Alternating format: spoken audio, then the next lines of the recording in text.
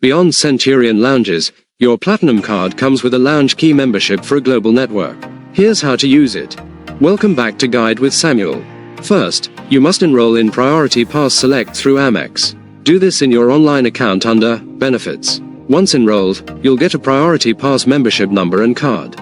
Many lounges in the network now use digital access. Download the Priority Pass app, log in, and you'll see nearby lounges and can generate a QR code for entry. Always bring your Platinum card and boarding pass as backup. My crucial pro tip: check the app for lounge specifics. The Priority Pass app shows crucial details: hours, amenities, and most importantly, guest policies. The Platinum's membership typically allows 2 free guests. Know the rules before you arrive with your family to avoid surprise fees.